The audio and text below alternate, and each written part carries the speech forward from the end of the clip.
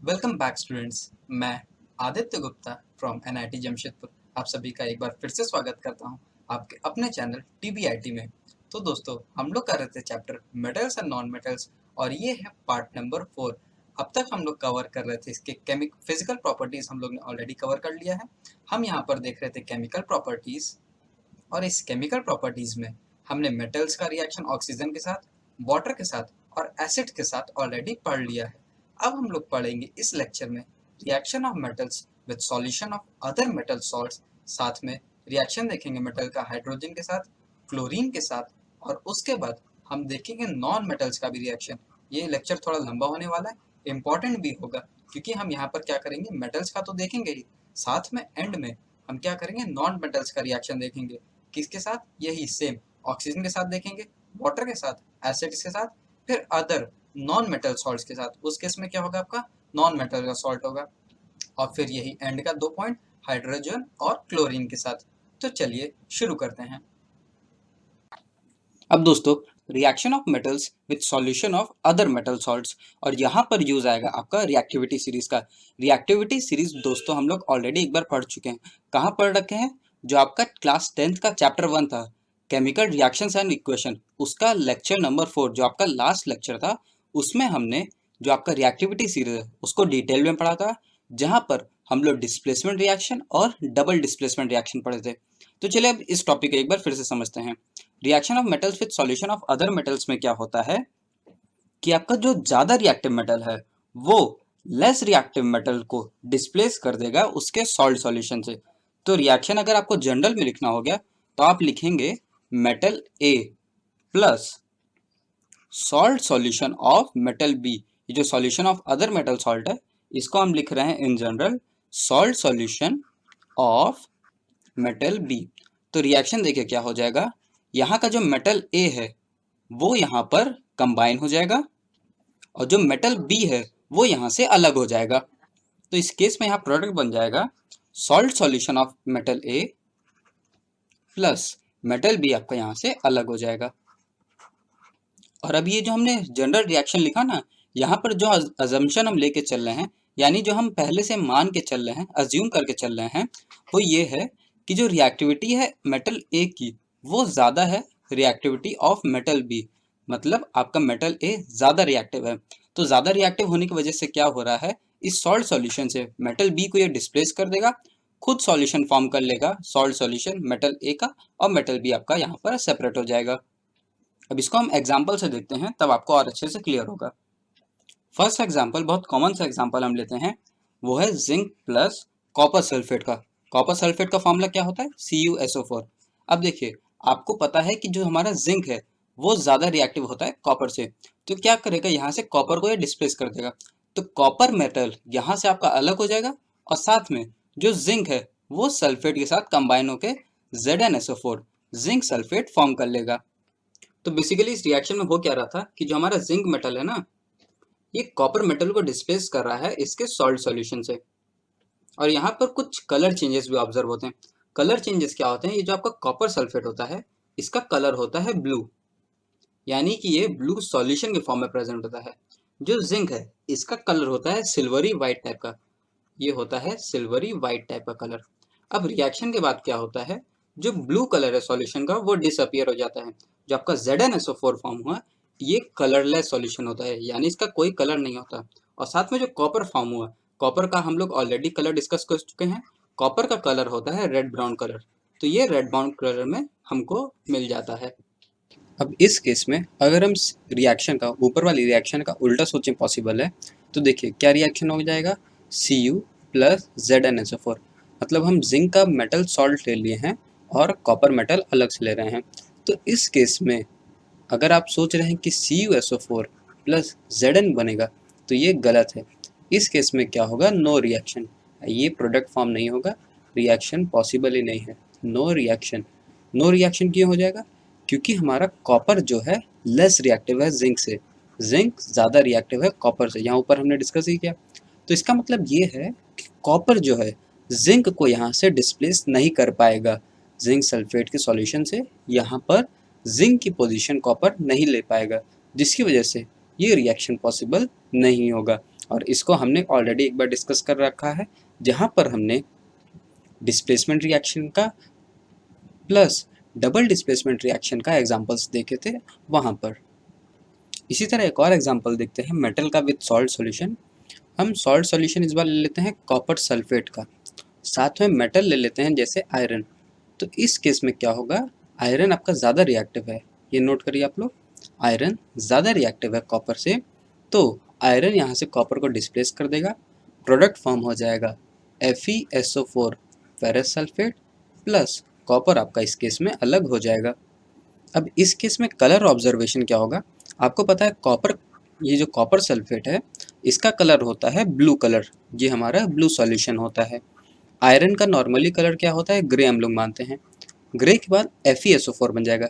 FeSO4 का हम लोग कलर पहले डिस्कस कर चुके हैं, जहाँ पर हमने कॉपर सल्फेट का डिस्कस किया था उसी टाइम। याद करिए हमने ब्लू विट्रॉल और ग्रीन विट्रॉल का डिस्कस किया था, उस टाइम पे हमने इस टाइप ये जो फेरस सल्फेट सॉल्यूशन है इसके कलर का डिस्कशन किया था। तो जो हमारा फेरस सल्फेट है इसका कलर क्या होता है, ग्रीन कलर का, ये ग्रीन सॉल्यूशन होता है। और जो कॉपर है, कॉपर तो हमने लास्ट रिएक्शन में भी देखा क्या होगा हमारा, ये रेड ब्राउन कलर का होता है। तो ये थे कुछ इसमें कलर चेंजेस जो हमको इसमें ऑब्जर्व होंगे इस रिएक्शन में। अब ऊपर के जितने एग्जांपल्स हमने देखे उसमें हम लोग क्या कर रहे थे, कॉपर को लेस रिएक्टिव ले रहे थे जो हमारा सॉल्ट सॉल्यूशन है। तो इस बार क्या करते हैं, सॉरी सॉल्ट सॉल्यूशन है, सॉल्ट सॉल्यूशन तो हमारा कॉपर का ही है।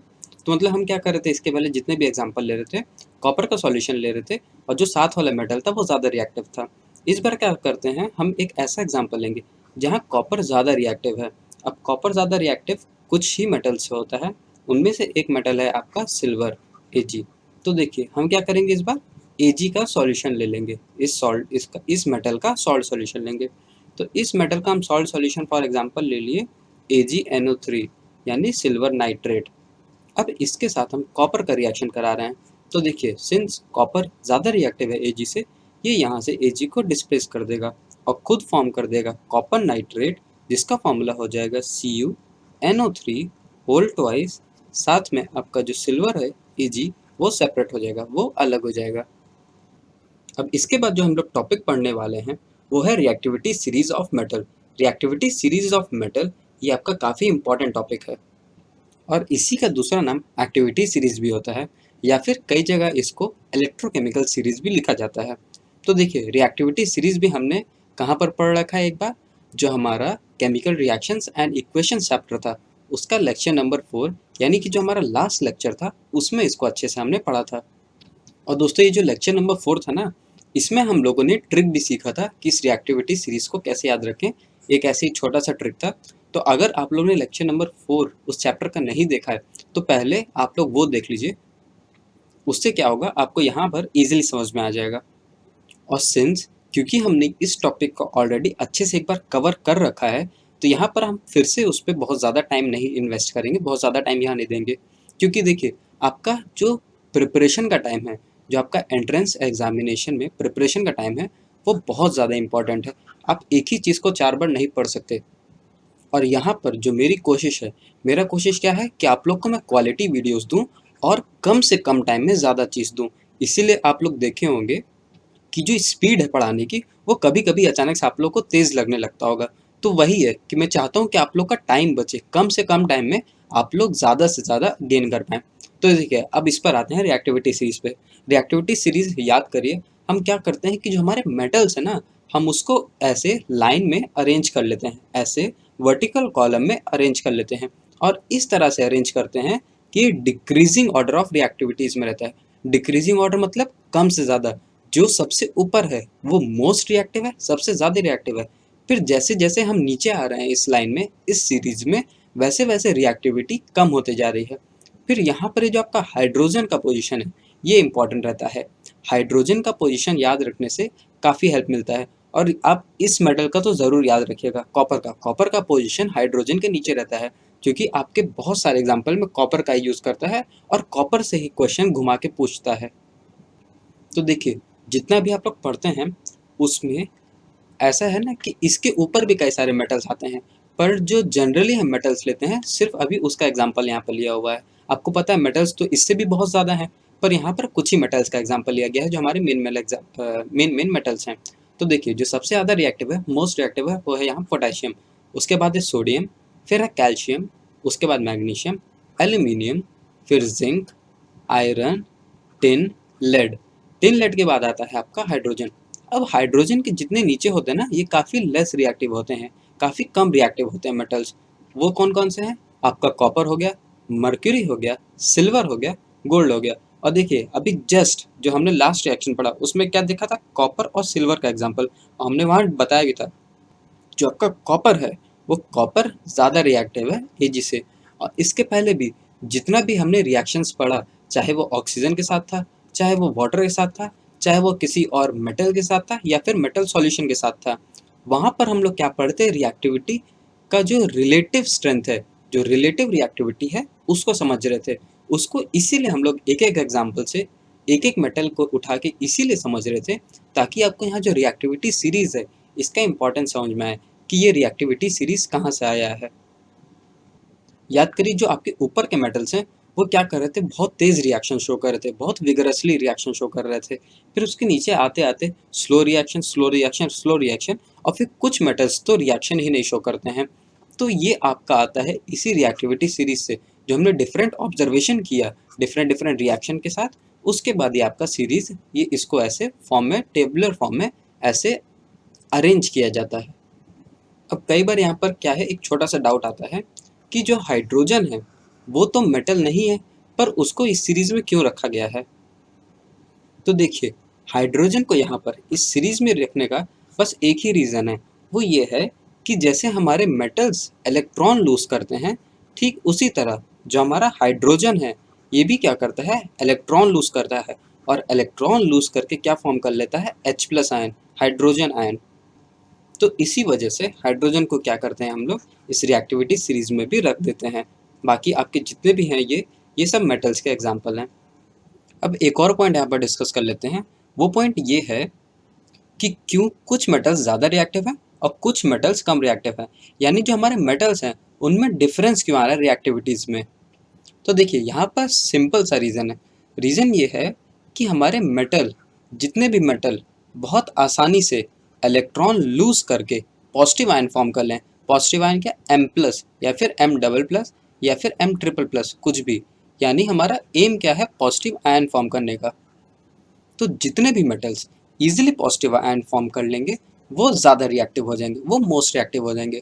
और ठीक इसी तरह जो मेटल्स पॉजिटिव आयन्स आसानी से फॉर्म नहीं करेंगे या फिर टाइम कंज्यूमिंग रहेगा, धीरे धीरे फॉर्म करेंगे, वो हमारे मेटल्स हो जाएंगे लेस रिएक्टिव।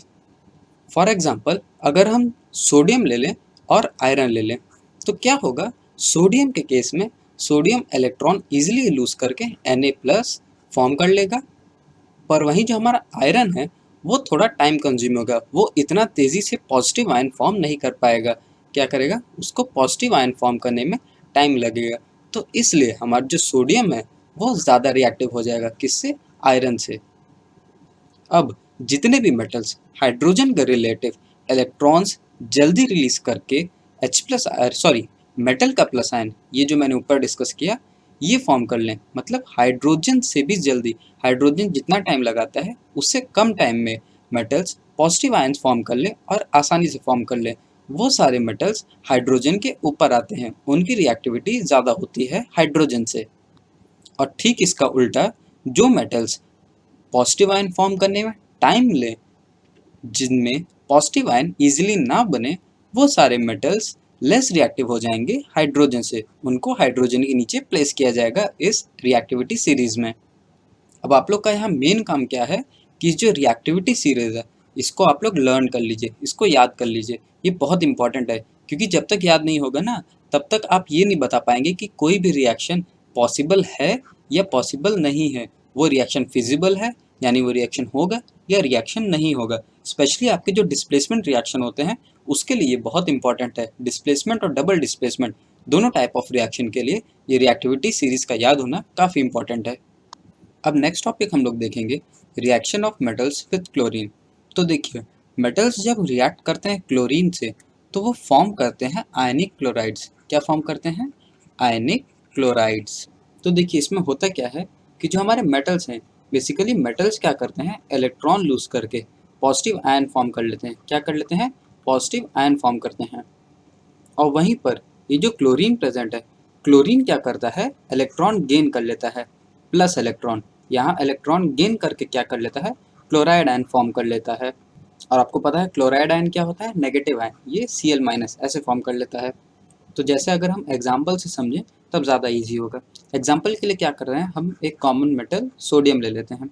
सोडियम का हम रिएक्शन करा रहे हैं क्लोरीन के साथ। क्लोरीन क्या होता है? Cl2। तो इस केस में आपका क्या फॉर्म होगा? आयनिक क्लोराइड, यानी कि आपका मेटल क्लोराइड फॉर्म हो जाएगा। मेटल क्लोराइड क्या बनेगा? NaCl। इस केस में NaCl क्या होता है? ये सॉलिड स्टेट में फॉर्म होगा। अगर यहाँ पर भी आपका नॉर्मल सोडियम ले तो ये Cl होता है, और क्लोरीन का जो नेचुरल स्टेट है वो होता है गैस। तो मतलब फाइनल प्रोडक्ट जो आपका बन रहा है वो है एक आयनिक क्लोराइड। अभी जो NaCl बना ना, ये आपका एक आयनिक कंपाउंड है, ये तो आपको पता ही है, क्योंकि आपको पता है NaCl बना है आपका Na प्लस और Cl माइनस आयन से। अब आपको एक छोटा सा पॉइंट और याद रखना है कि जो आयनिक क्लोराइड या फिर ये जो आपका मेटल क्लोराइड्स बन रहे हैं ना, ये जनरली इनका जो स्टेट होता है वो सॉलिड होता है। यूजुअली ये हमको सॉलिड स्टेट में मिलते हैं, और ये इलेक्ट्रिसिटी कंडक्ट करते हैं। कंडक्ट इलेक्ट्रिसिटी कब? जब वो सॉल्यूशन में हो या फिर मॉल्टन स्टेट में हो। तो आपको ये पॉइंट याद रखना है कि ये कंडक्ट इलेक्ट्रिसिटी, और ऐसे सॉलिड स्टेट में नहीं। कब करेंगे? जब वो या तो सॉल्यूशन के फॉर्म में है या फिर वो मॉल्टन स्टेट में है। तो अगर हम जो एग्जाम्पल अभी पढ़े NaCl का, यहाँ से इसको कंपेयर करें तो हमको ये पता चलता है कि जो हमारा NaCl का सॉल्यूशन है वो इलेक्ट्रिसिटी कंडक्ट करेगा। जो NaCl का सॉल्यूशन है, याद करिएगा सॉल्यूशन, ये सॉलिड स्टेट में नहीं, तो इसका सॉल्यूशन होगा या फिर जो ये मॉल्टन स्टेट में रहेगा तो ये इलेक्ट्रिसिटी कंडक्ट करेगा। और ये फिर क्या है? आपके वर्क करेंगे एज एन इलेक्ट्रोलाइट। ये एक इलेक्ट्रोलाइट की तरह काम करेंगे। ठीक इसी तरह आपके अलग अलग मेटल्स अलग अलग रिएक्शन शो करते। फॉर एग्जांपल अगर हम यहाँ Mg ले लेते और उसको Cl2 के साथ बनाते तो यहाँ पर मैग्नीशियम का क्लोराइड बन जाता, तो वहाँ पर क्या बनता आपका? MgCl2। सिमिलरली अगर हम एल्यूमिनियम लेते तो आपको पता है एल्यूमिनियम में क्या बन जाता है? Aluminium chloride AlCl3। इसी तरह जिंक में जिंक क्लोराइड, आयरन में आयरन क्लोराइड। और आपको याद क्या रखना रहेगा कि जो भी मेटल क्लोराइड्स हैं आपको प्रोडक्ट में फॉर्म हो रहे हैं, जो मिल रहे हैं, ये सब क्या है? आपके आयनिक कंपाउंड है। आयनिक कंपाउंड का एक और नाम होता है यानी इलेक्ट्रोवैलेंट कंपाउंड्स है। आयनिक कंपाउंड का एक और नाम होता है इलेक्ट्रोवैलेंट। तो ये आपके आयनिक या फिर इलेक्ट्रोवैलेंट कंपाउंड है, क्योंकि ये आयन से मिलकर बन रहे हैं। ऐसे ही नेक्स्ट एक छोटा सा टॉपिक है reaction of metals with hydrogen. अब देखिए, सारे मेटल्स आपके हाइड्रोजन के साथ रिएक्ट नहीं करते। सिर्फ कुछ स्पेसिफिक मेटल्स हैं जो हाइड्रोजन के साथ रिएक्ट करते हैं। कौन कौन से मेटल है? जो हाईली रिएक्टिव मेटल्स हैं वो हाइड्रोजन के साथ रिएक्ट करते हैं। हाईली रिएक्टिव में कुछ कुछ जैसे आपके क्या आ गए? सोडियम आपको पता है हाईली रिएक्टिव होता है। ठीक उसी तरह पोटेशियम, कैल्शियम, मैग्नीशियम, ये सब क्या है? आपके मेटल्स हाइड्रोजन से रिएक्शन शो करते हैं। बाकी और सब जितने मेटल्स हैं जनरली वो हाइड्रोजन के साथ रिएक्शन नहीं शो करते। ये सब इसीलिए शो करते हैं क्योंकि इनकी रिएक्टिविटी हाई होती है, जो हमने ऊपर 4 एग्जांपल देखे। अब देखिए, ऐसा इसलिए होता है ना क्योंकि हमको पता है मेटल्स जितने हैं, जितने रिएक्टिव या फिर स्ट्रॉन्ग मेटल्स हैं, वो क्या करते हैं? इलेक्ट्रॉन लूज करते हैं और क्या फॉर्म कर लेते हैं? Positive metal ion. यहाँ पर वो क्या कर लेते हैं? Positive metal ion. अब यहाँ से जो इलेक्ट्रॉन लूज किए वो जाता है हाइड्रोजन के पास। अब हाइड्रोजन का जो नेचुरल टेंडेंसी है ना, वो क्या करेगा? हाइड्रोजन इलेक्ट्रॉन लूज करना चाहता है। जैसे मेटल इलेक्ट्रॉन लूज करना चाहता है, वैसे ही हाइड्रोजन भी इलेक्ट्रॉन लूज करके H+ आयन फॉर्म करना चाहता है। पर यहाँ जो ये वाला केस है, इस केस में क्या होगा? जब ये इलेक्ट्रॉन मेटल हमको रिलीज कर रहा है, क्योंकि मेटल ज़्यादा रिएक्टिव है, तो इस केस में हाइड्रोजन को इलेक्ट्रॉन एक्सेप्ट करना होगा और यहाँ पर ये फॉर्म करेगा H- आयन। H- आयन होता है आपका हाइड्राइड आयन। जैसे H+ हाइड्रोजन आयन होता है, इसी तरह H- होता है आपका हाइड्राइड आयन। तो इस केस में हाइड्राइड आयन का फॉर्मेशन होगा, और हाइड्राइड आयन का फॉर्मेशन आपका इजी नहीं होता, ये जल्दी नहीं फॉर्म होता। इसीलिए जो आपके रिएक्टिव मेटल्स हैं सिर्फ वही हाइड्रोजन के साथ रिएक्शन शो करते हैं। तो अब इसका एक दो एग्जाम्पल भी देख लेते हैं। एग्जाम्पल जैसे हम सोडियम उठा लेते हैं। सोडियम का अगर हम रिएक्शन करते हैं हाइड्रोजन गैस के साथ, हाइड्रोजन के साथ, हाइड्रोजन का जो नेचुरल स्टेट है वो गैस होता है, और सोडियम आपको पता है सॉलिड फॉर्म में होता है। तो इस केस में क्या होगा, आपका सोडियम हाइड्राइड का फॉर्मेशन क्या होगा, मतलब NaH का होगा। क्यों? क्योंकि आपको पता है सोडियम से क्या मिल जाएगा आपको, इलेक्ट्रॉन लूज करके Na+, और जो इलेक्ट्रॉन निकला ये हाइड्रोजन के पास जाके क्या फॉर्म कर लेगा, H-, और ये दोनों आपस में कंबाइन होके NaH, जिसका नाम होता है सोडियम हाइड्राइड, ये फॉर्म कर लेंगे, ये आपका प्रोडक्ट हो जाएगा। और ये जो सोडियम हाइड्राइड फॉर्म हुआ आपको दिख ही रहा है कि ये भी एक आयनिक कंपाउंड है, क्योंकि इसमें आयन्स हैं Na+ और H-। ठीक इसी तरह अगर हम पोटेशियम का एग्जांपल लें तो यहीं पर इसको लिख लेते हैं, छोटा सा है, पोटेशियम प्लस हाइड्रोजन, अगर ये आपस में रिएक्ट करते हैं तो आपका पोटेशियम हाइड्राइड फॉर्म होगा, यानी KH बन जाएगा, और ये भी आपका एक आयनिक हाइड्राइड है। ठीक इसी तरह अगर वो कैल्शियम से रिएक्ट करता है तो कैल्शियम हाइड्राइड फॉर्म कर लेता है, कैल्शियम हाइड्राइड का फॉर्मूला होगा CaH2। इसी तरह अगर मैग्नीशियम से रिएक्ट करता है तो उस केस में आपका प्रोडक्ट बन जाएगा MgH2। और यहाँ पर रिएक्शन इजीली पॉसिबल नहीं है, इसलिए ये जो हम मेटल्स लेते हैं ना, इसको हीटेड फॉर्म में रहते हैं। मतलब अगर हम ऐसे लिख रहे हैं ना, सोडियम प्लस हाइड्रोजन गैस, तो ये हीटेड सोडियम लेते हैं। ठीक इसी तरह यहाँ हम हीटेड पोटेशियम, हीटेड कैल्शियम और हीटेड मैग्नीशियम मेटल्स का यूज़ करते हैं ताकि ये रिएक्शन हो जाए। अगला केमिकल प्रॉपर्टीज़ जो हम पढ़ने जा रहे हैं वो है chemical properties of non metals. अब हम इसमें क्या करेंगे, कुछ कुछ नॉन मेटल्स की रिएक्शन देखेंगे। तो सबसे पहले हम जैसे मेटल्स में ऑक्सीजन के साथ रिएक्शन देखे थे, ठीक उसी तरह हम क्या करेंगे, सबसे पहले नॉन मेटल्स में देखेंगे। क्या चीज़? नॉन मेटल्स में हम देखेंगे ऑक्सीजन के साथ रिएक्शन। तो देखिए इस केस में क्या होगा, नॉन मेटल जब ऑक्सीजन के साथ रिएक्ट करेगा तो फॉर्म होगा एसिडिक ऑक्साइड या फिर न्यूट्रल ऑक्साइड, डिपेंड करता है।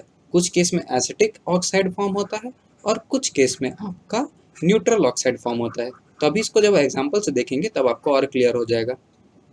जैसे अगर हम नॉन मेटल में एग्जाम्पल ले लें कार्बन का, और वो रिएक्ट कर रहा है ऑक्सीजन से, तो उस केस में जो प्रोडक्ट फॉर्म होगा वो है CO2, और CO2 क्या होता है, आपका एसिडिक ऑक्साइड होता है। ठीक इसी तरह अगर हम नॉन मेटल में ले लें सल्फर का और उसको रिएक्ट करा रहे हैं ऑक्सीजन से, तो इस केस में जो प्रोडक्ट फॉर्म होगा वो है SO2 यानी सल्फर डाइऑक्साइड। और अगर हम हाइड्रोजन ले रहे हैं और उसका रिएक्शन O2 से दिखा रहे हैं तो यहाँ बनेगा H2O। अभी जो SO2 है ये भी आपका क्या होता है, एसिडिक ऑक्साइड होता है, ये एसिडिक ऑक्साइड होता है। जो H2O है ये हमको पता है न्यूट्रल ऑक्साइड है, और CO2 अभी आपका एसिडिक ऑक्साइड होता है। अब ध्यान देने वाली बात क्या है कि जो आपके नॉन मेटल ऑक्साइड फॉर्म हो रहे हैं, क्या नॉन मेटल ऑक्साइड जो एज अ प्रोडक्ट फॉर्म हो रहे हैं, उनका नेचर क्या होता है, कोवैलेंट होता है। जब तक हम पहले पढ़ते आ रहे थे उसमें क्या हो रहा था, जनरली आयनिक फॉर्म हो रहा था, जो कंपाउंड्स फॉर्म हो रहे थे जितने भी ऑक्साइड वो आयनिक इन नेचर थे। पर जो नॉन मेटल के ऑक्साइड हैं वो इन नेचर क्या है, कोवैलेंट हैं, यानी कि जो उनका फॉर्मेशन है वो शेयरिंग ऑफ इलेक्ट्रॉन से है। किससे है? Sharing of electrons. जो आपके आयनिक थे उसमें क्या हो रहा था, डायरेक्ट डोनेट हो जा रहा था, एक इलेक्ट्रॉन निकल जा रहा था या फिर एक इलेक्ट्रॉन आ जा रहा था, एक्सेप्ट होता रहा। पर जो आपका कोवैलेंट होता है ना, उसमें क्या होता है, शेयरिंग ऑफ इलेक्ट्रॉन्स रहता है। अब यहाँ पर जो हमारे एसिडिक ऑक्साइड बने ना नॉन मेटल्स के, उनको जब हम वाटर से रिएक्ट कराएंगे, जब वो वाटर में डिजॉल्व होंगे तो वो एसिड फॉर्म कर लेंगे। फॉर एग्जाम्पल अगर आपका CO2 है, ये हमारा एसिडिक ऑक्साइड है, इसको जब हम H2O से मिलाते हैं तो क्या बन जाता है, H2CO3। H2CO3 होता है कार्बोनिक एसिड। ठीक इसी तरह अगर HO2 को किससे, पानी में मिला रहे हैं H2O में, तो उस केस में प्रोडक्ट फॉर्म होगा H2SO3 सल्फ्यूरस एसिड। ध्यान रखिएगा यहाँ H2SO4 नहीं फॉर्म हो रहा है, H2SO4 नहीं फॉर्म हो रहा है, यहाँ क्या फॉर्म हो रहा है, H2SO3। H2SO3 होता है सल्फ्यूरस एसिड। H2SO4 आपका किस केस में फॉर्म होगा, जब हम SO3 के साथ रिएक्शन कराएंगे, किसका, H2O का, तो उस केस में आपका H2SO4 फॉर्म होगा, यानी सल्फ्यूरिक एसिड। जब SO3 ले रहे हैं सल्फर ट्राईऑक्साइड, तब फॉर्म होगा। बाकी इन जनरल जब सल्फर ऑक्सीजन के साथ रिएक्ट कर रहा है तो SO2 फॉर्म हो रहा है। और इस रिएक्शन को आप लोग ने पहले देखा था कहाँ पर, जब हमने एसिड रेन का प्रॉपर्टी पढ़ा था, वहाँ पर हमने नाइट्रोजन और सल्फर के ऑक्साइड्स पढ़े थे।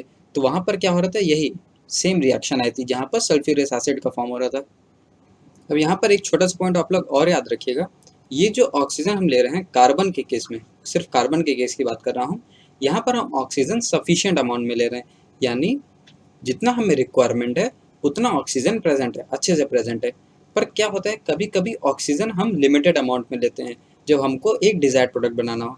तो क्या होता है, अगर कार्बन का रिएक्शन हम O2 ऑक्सीजन लिमिटेड से करें, लिमिटेड यानी अगर वो कम अमाउंट में प्रेजेंट है, तो उस केस में क्या होता है, कार्बन मोनोऑक्साइड का फॉर्मेशन होता है, CO। कार्बन मोनोऑक्साइड क्या होता है, CO। CO2 क्या होता है, कार्बन डाइऑक्साइड। पर जब ऑक्सीजन हम कम अमाउंट में ले रहे हैं, तो उस केस में आपका जो प्रोडक्ट फॉर्म होता है वो होता है CO, कार्बन मोनोऑक्साइड।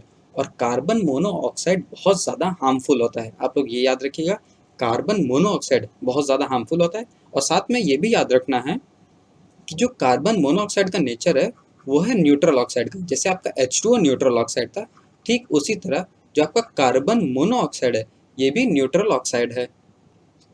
और इसमें एक ओवरऑल पॉइंट जो आपको याद रखना है वो ये है कि जितने भी नॉन मेटल ऑक्साइड्स आपको दिख रहे हैं यहाँ पर, जितने भी नॉन मेटल ऑक्साइड्स यहाँ पर बने हैं, ये शेयरिंग ऑफ इलेक्ट्रॉन से बने हैं। जहाँ पर हमने डिस्कस किया था ये शेयरिंग ऑफ इलेक्ट्रॉन से बने हैं, यानी ये कोवैलेंट कंपाउंड्स है, कोवैलेंट कंपाउंड्स है। और साथ में ये भी याद रखिए कि यहाँ पर कहीं ऑक्साइड आयन नहीं है। ऑक्साइड आयन आपका क्या होता था, आयनिक में प्रेजेंट होता था, यहाँ पर शेयरिंग ऑफ इलेक्ट्रॉन है। तो यहाँ पर क्या याद रखना है कि कोई आयनिक यानी कोई ऑक्साइड आयन यहाँ पर प्रेजेंट नहीं है। जैसे मेटल्स में हमने क्या किया था, पहले ऑक्साइड के साथ रिएक्शन पढ़ा था, उसके साथ वाटर, उसके बाद वाटर के साथ रिएक्शन पढ़ाया था। तो ठीक इसी तरह हम क्या करते हैं, नॉन मेटल्स का देखते हैं वाटर के साथ रिएक्शन।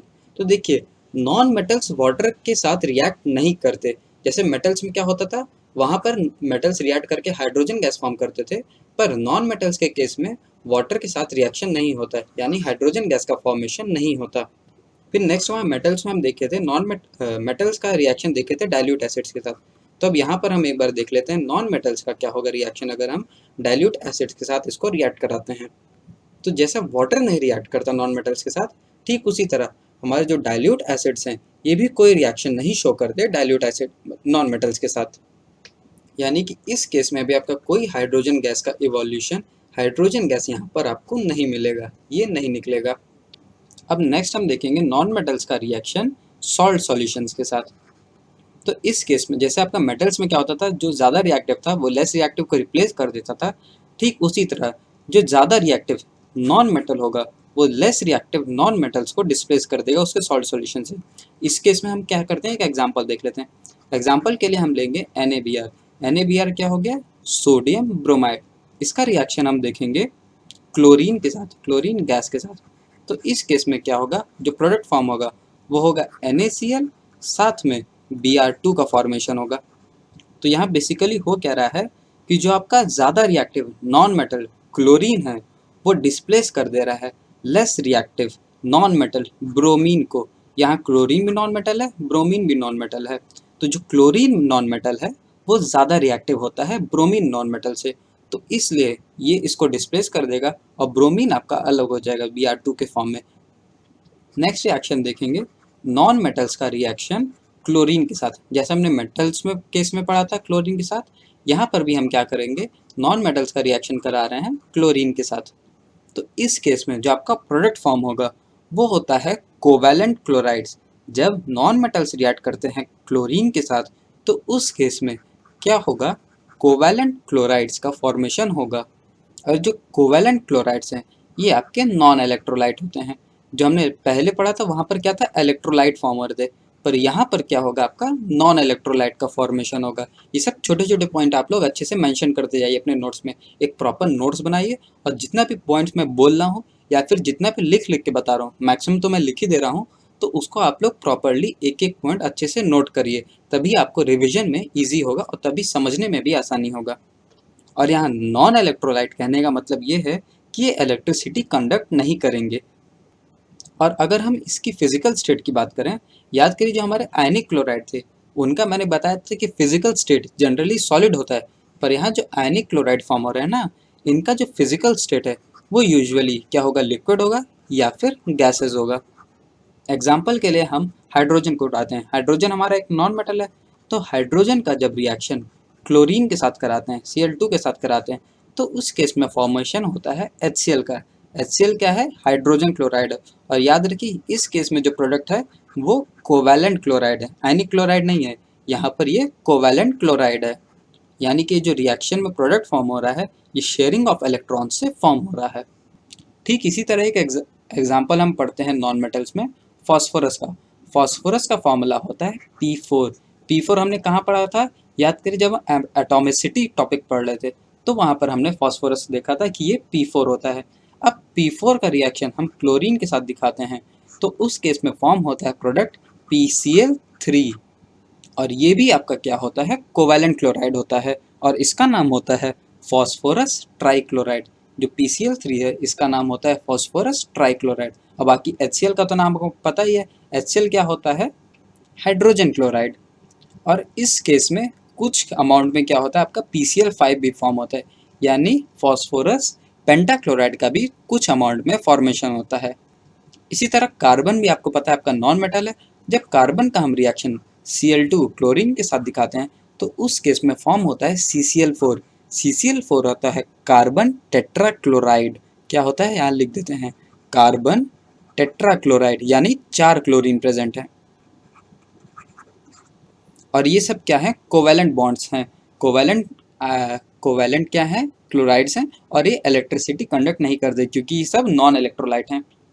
अब अगर आपके मन में आ रहा हो कि यहाँ कोवैलेंट का फॉर्मेशन क्यों हो रहा है, मतलब आयनिक का फॉर्मेशन क्यों नहीं हो रहा है, तो देखिए रीज़न बड़ा सिंपल सा है। रीज़न ये है कि ये हमारे जो नॉन मेटल्स हैं ना, ये इलेक्ट्रॉन नहीं दे सकते किसको, क्लोरीन को। अगर नॉन मेटल्स हमारे इलेक्ट्रॉन दे सकते थे क्लोरीन को तो Cl- फॉर्म कर लेता, जैसा मेटल्स के केस में हो रहा था। पर यहाँ पर ये पॉसिबल नहीं होता है क्योंकि जो हमारे नॉन मेटल्स हैं वो इलेक्ट्रॉन्स प्रोवाइड नहीं कर पाते। अब आज का जो लास्ट टॉपिक है वो हम लोग पढ़ने जा रहे हैं रिएक्शन ऑफ नॉन मेटल्स, किसके साथ, हाइड्रोजन के साथ। जैसे हमने मेटल्स के केस में पढ़ा था वैसे अब हम पढ़ेंगे reaction of non metals with hydrogen. तो देखिए यहाँ पर भी आपके जो नॉन मेटल्स हैं वो हाइड्रोजन के साथ रिएक्ट करके फॉर्म करेंगे कोवैलेंट हाइड्राइड्स। और कोवैलेंट से क्या मतलब हो गया, मतलब ये शेयरिंग ऑफ इलेक्ट्रॉन से फॉर्म हो रहे हैं। अब इसका कुछ एग्जाम्पल्स भी देख लेते हैं। एग्जाम्पल में अगर हम सल्फर ले रहे हैं, सल्फर हमारा नॉन मेटल होता है। सल्फर का रिएक्शन अगर H2 हाइड्रोजन से करा रहे हैं तो इस केस में फॉर्म होता है प्रोडक्ट H2S। H2S होता है हाइड्रोजन सल्फाइड, और ये क्या है आपका, कोवैलेंट हाइड्राइड है। क्या है, कोवैलेंट हाइड्राइड है। इसी तरह अगर हम नॉन मेटल्स में नाइट्रोजन का एग्जाम्पल ले लें तो नाइट्रोजन होता है N2। N2 का अगर हम रिएक्शन कराते हैं H2 से तो इस केस में फॉर्म होता है NH3। NH3 होता है आपका अमोनिया। NH3 का मतलब क्या होता है, अमोनिया। और ये भी जो है ये आपका क्या है, कोवैलेंट हाइड्राइड का एग्जांपल है। और ये जो H2S फॉर्म हुआ है ना, इसका स्टेट होता है गैस। जो NH3 फॉर्म हुआ है इसका भी जो स्टेट फॉर्म होता है वो है गैस। और ये जो H2S है ना, इसकी स्मेल बहुत ज़्यादा ख़राब देती है, मतलब हद से ज़्यादा ख़राब होती है। इसके लिए एक अलग से नाम ही रख दिया गया इसके स्मेल के लिए। इसके स्मेल को हम कहते हैं रॉटन एग स्मेल। किससे कंपेयर करते हैं, रॉटन एग, यानी सड़े हुए अंडे से इसको कंपेयर करते हैं। तो उसका जो स्मेल है वो भी आप लोग याद रखिएगा, ये क्या होता है, रॉटन एग जैसा होता है इसका स्मेल। अरे जो H2S है ना, ये आपकी पॉइजनस गैस भी होती है। और इस पॉइंट में आपको क्या याद रखना है कि जब नाइट्रोजन हाइड्रोजन से रिएक्ट कर रहा है तो यहाँ पर आयरन भी प्रेजेंट होता है। Iron in form of catalyst present होता है। ये भी आप लोग जब हायर क्लासेस में जाएंगे तब समझ में आएगा आपको कि कैटलिस्ट क्या होता है। चलिए थोड़ा सा समझा देता हूँ। कैटलिस्ट क्या होता है, आपके वो सब्सटेंसेज होते हैं जो रिएक्शन में पार्टिसिपेट नहीं कर रहे हैं पर रेट ऑफ रिएक्शन को बढ़ा देते हैं या घटा देते हैं। जनरली हम कैटलिस्ट का यूज़ करते हैं रेट ऑफ रिएक्शन को बढ़ाने के लिए, यानी आपका रिएक्शन जल्दी हो जाए। पर कुछ केसेस में हम कैटलिस्ट का यूज़ ऐसे भी करते हैं कि जो हमारा रेट ऑफ रिएक्शन है वो कम हो जाए, यानी इस रिएक्शन स्लोली प्रोसेस हो। तो यहाँ पर याद रखना है कि जो हमारा आयरन है वो एज अ कैटलिस्ट काम करता है। अब जैसे हमने यहाँ दो एग्जाम्पल्स देखे, अगर उसी तरह हम ऑक्सीजन का ले लें एग्जाम्पल। ऑक्सीजन भी क्या हमारा नॉन मेटल है। अब अगर ऑक्सीजन का हम रिएक्शन करा रहे हैं H2 के साथ, हाइड्रोजन के साथ, तो उस केस में H2O का फॉर्मेशन होता है, यानी वहाँ पर हाइड्रोजन ऑक्सीजन के साथ कंबाइन होगा और इस हाइड्राइड का फॉर्मेशन कर लेगा, मतलब H2O का फॉर्मेशन कर लेगा। अगर इसी तरह हम कार्बन ले लें, कार्बन भी हमारा नॉन मेटल होता है। कार्बन का अगर हम रिएक्शन करें H2 के साथ तो उस केस में क्या फॉर्म होगा, CH4। CH4 क्या होता है, मीथेन।